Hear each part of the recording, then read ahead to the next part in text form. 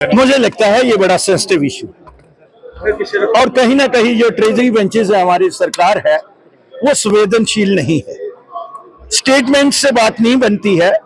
Honourable chief minister साहब ने उनके साथ संवेदना तो प्रकट की, लेकिन जो डॉक्यूमेंट आया जिसको विजन डॉक्यूमेंट सरकार का कहा जाता है वो कहीं मेल नहीं खा रहा था। मैंने वही बात कही कि आप हमेशा से आपकी कथनी और करनी में फर्क होता है, और मैंने 2014 को याद करवाया जब उस समय एक कमेटी कॉन्स्टिट्यूट हुई थी, मैं भी उसका मेंबर था, और उस समय मैंने अपने साथियों को ये कहा था, और जो आज ऑनरेबल स्पीकर हैं हमारे वो उस कमेटी के चेयरमैन थे, तो मैंने ये कहा कि इन लोगों को रेगुलाइज कर दो, 58 से 60 नहीं करो लेकिन इन लोगों को रेगुलाइज कर दो, क्योंकि ये ह्यूमन इशू है जो आज यहाँ हाउस पे कहीं ना कहीं उनकी सिंपैथी लेने के लिए ये बात कर रहे हैं। लेकिन उस समय नेशनल कॉन्फ्रेंस और फाइनेंस मिनिस्टर ये सब लोग नहीं माने। कारण ये था कि उसमें 16,071 जो थे वो जम्मू के थे और 7,500 जो थे कश्मीर में थे, और कारण ये था कि वहां उन्होंने 11,000 पहले ही रेगुलाइज कर लिए थे।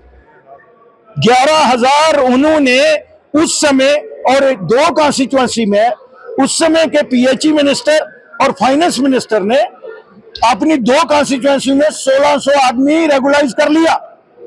रूल ऑफ लॉ की सेंस को कहीं परवेल नहीं किया, पिक एंड चूज किया। तो I put my foot down, और इन्होंने उस समय मुझे 10,000 की एक लिस्ट दी।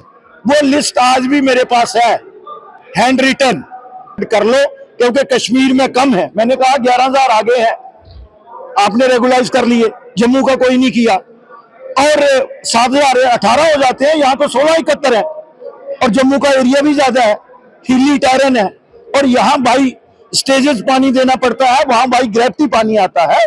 तो मेरे पास बहुत कुछ है। तभी मैंने कहा कि आप लोगों की कथनी और करनी में डे 1 से फर्क रहा है, और कश्मीर सेट में जो पार्टी है, चाहे वो पीडीपी हो या नेशनल कॉन्फ्रेंस हो, उन्होंने जम्मू रीजन से, और उनकी सहयोगी कांग्रेस भी थी, मैं अगर कांग्रेस से बाहर आया तो यही था कि वो जम्मू के साथ डिस्पैरिटी करते थे, और हम लोगों को कहते थे कि आप 2.5 डिस्ट्रिक्ट है।